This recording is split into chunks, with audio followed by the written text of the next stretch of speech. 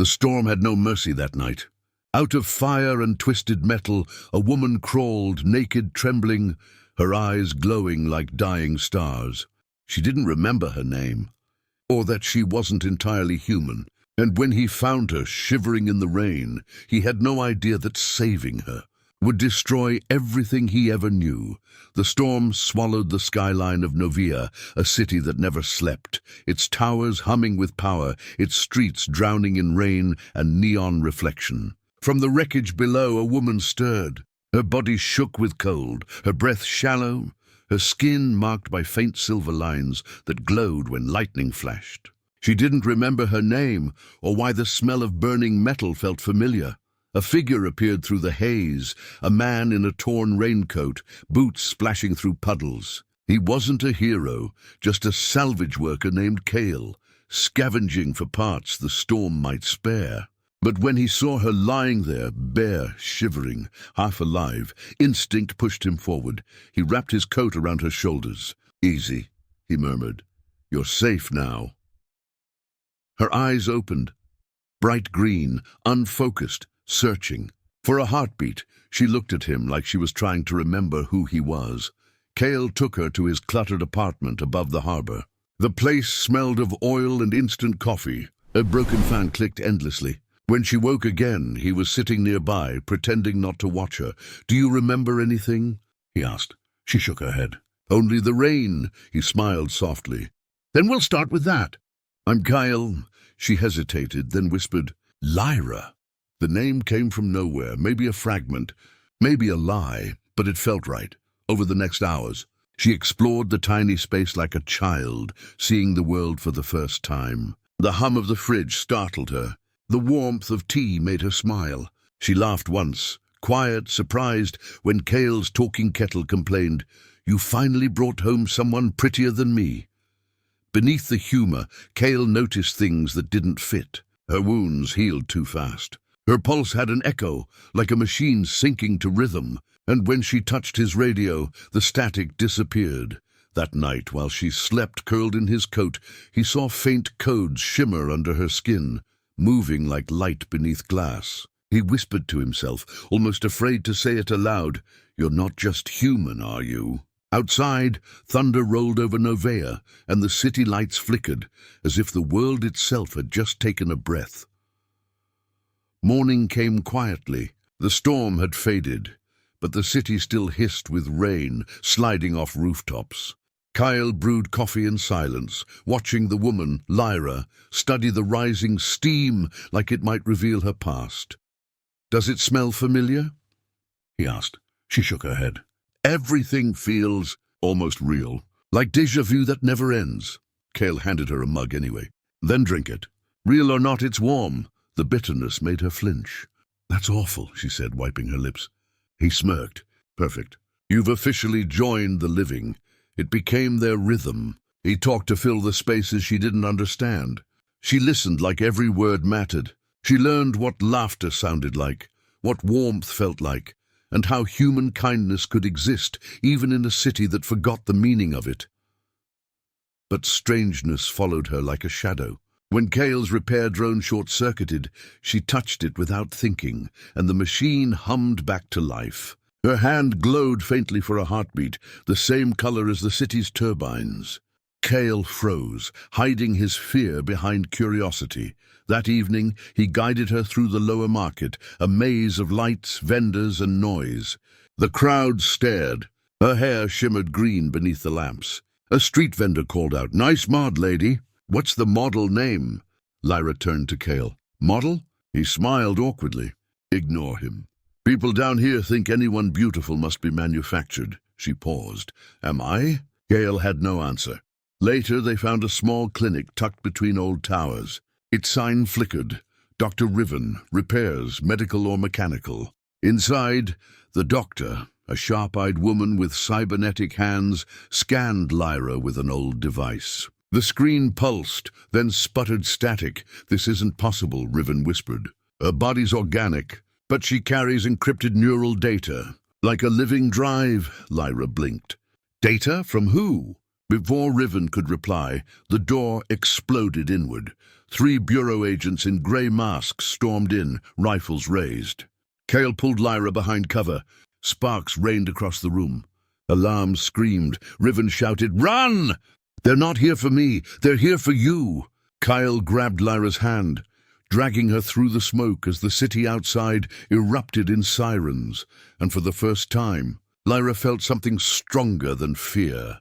The echo of someone else's memories calling her name. They ran until the rain blurred the city into streaks of light and shadow. Sirens wailed somewhere behind them, echoing through the steel veins of Novea. Kyle led Lyra down forgotten tunnels beneath the docks, places even the Bureau's scanners rarely reached. When they finally stopped, both were shaking. Kyle leaned against a rusted pipe, breathing hard. "You okay?" he asked. Lyra nodded, but her eyes were distant. "They called me a target, not a person," he hesitated. "They called you Subject 9. I heard it," she swallowed. "Then maybe I'm not me at all." Kyle wanted to say something comforting, but nothing felt honest enough. The truth hovered between them, sharp and heavy. They found shelter in an abandoned cargo bay. Old drones lay in pieces, wires spilling out like veins. Kyle repaired a heater while Lyra traced a line of faded graffiti on the wall. "Remember what they took." When the heater flickered to life, Kyle finally spoke. "Riven said you're carrying data. Maybe if we find where it came from, I'll find who I am." She interrupted softly. He nodded. "Yeah, that." They scavenged through old network logs, hacking into the Bureau's discarded terminals. Most files were corrupted, but one name kept flashing on screen. Project Empathy. Lyra pressed her hand to the terminal, and the system responded as if recognizing her touch. A holographic recording shimmered to life. Scientists in white coats, a woman standing among them smiling. Her face, Lyra staggered back. "That's me." Kyle frowned. "You were human. One of them." In the recording, her past self spoke calmly. "If we can encode empathy itself, we can end war. No more killing when people can feel each other's pain." Then the footage distorted. Alarms, shouting, an explosion. The screen went black. Kyle's voice dropped. "They turned your project into a weapon." Lyra's hands trembled. "I built something meant to heal the world, and they used it to control it." Silence settled between them, broken only by the hum of the heater. Kyle looked at her, guilt flickering behind his eyes. "My sister worked for the Bureau. She died in that same explosion." Lyra stared at him, realization dawning. "Then saving me might destroy you too." Night fell hard over Novea. The city buzzed with sirens, its towers pulsing red as Bureau patrols swept the skies. Kale and Lyra moved through the underlevels, faces hidden beneath mechanic hoods, their steps echoing in half-flooded tunnels. They reached the old turbine district, a maze of rusted catwalks and humming generators. Kale keyed a terminal open with shaking fingers. "If the Bureau still tracks you, they'll come here first," he said. Lyra smiled faintly. "Then let's give them a welcome." Her fingers brushed the control panel. Lights flared, systems groaned awake. The turbines rumbled like giants beneath their feet. Energy coursed through her veins, the same silver glow rising beneath her skin. Kyle stared. "You're sinking with the city." "I built the system once," she murmured. "Maybe it remembers me." He tried to joke, voice soft. "Then remind it not to explode." She smiled, a small human thing amid chaos. Moments later, the storm began. Bureau drones descended through the smog, their red beams cutting through rain. Kale grabbed his pistol, returning fire as sparks showered from steel. Lyra stood still, eyes closed, her breath steady. Every memory she'd lost came flooding back in fractured flashes, lab corridors, laughter, betrayal. She saw her old team, Kyle's sister among them, and the explosion that erased her humanity. She had volunteered to become the host, to feel for those who couldn't. Tears streaked through the grime on her face. "I remember now." "Then tell me how we stop them." Kyle shouted, ducking under fire. She turned, calm amid the chaos. "We don't stop them. We rewrite them." Lyra stepped into the open, arms outstretched. Energy surged from her palms, racing into the turbines. The city lights flickered wildly as a magnetic pulse spread across Novea. Drones froze mid-air. their red eyes dimming to black. The wind screamed, then went utterly silent. Kyle reached her side as she collapsed, smoke rising from her fingertips. He caught her before she hit the ground. Her voice trembled. If this works, the Bureau loses everything. But so do I. Kyle shook his head, desperate. No, Lyra, stay with me, she smiled weakly. Now you sound human enough for both of us. Lightning struck the tower above them, flooding the world in white light. The storm ended as suddenly as it began. Morning light spilled over Novea, soft and unreal, washing the city clean. The turbines had gone silent. For the first time in years, the air didn't hum with control signals or Bureau broadcasts.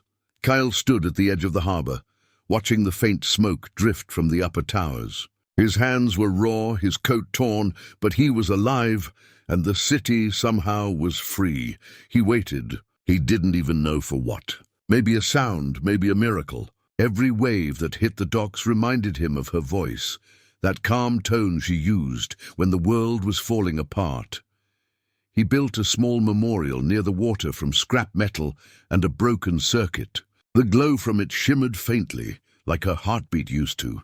As dusk fell, he heard footsteps behind him. "Nice view," a soft voice said. Kyle turned. Lyra stood there, pale, bruised, wrapped in his old coat. The silver in her veins had faded to faint traces. Her eyes were human now, fully and painfully alive. He started, then stopped, afraid to breathe. "Not sure," she interrupted gently, smiling. "Half of me is gone." "The rest is figuring out what it means to stay," he laughed through a cracked voice. "You always had bad timing." "Good stories need it," she said, stepping closer. They sat together by the sea, quiet except for the gulls circling above. The city lights reflected off the water, trembling like a heartbeat. Kale looked at her hands, still scarred, still trembling. "You saved everyone, Lyra. You saved me." She met his eyes. "I didn't save anyone. I just remembered what empathy was supposed to mean." A pause. Then softer. "Thank you for teaching me how to be human." Kyle smiled faintly. "You didn't need me for that. You just needed someone to remind you you're real." The sky deepened into orange and violet as the sea glimmered with light. They stayed until the wind cooled, the world quiet again. And when Lyra finally rested her head on his shoulder, he whispered, "Maybe love isn't about remembering who we were, but choosing who we want to be now." The camera would pull back, two silhouettes against a silver sea, the city reborn in silence, and somewhere, beneath the surface of that new peace, life began again.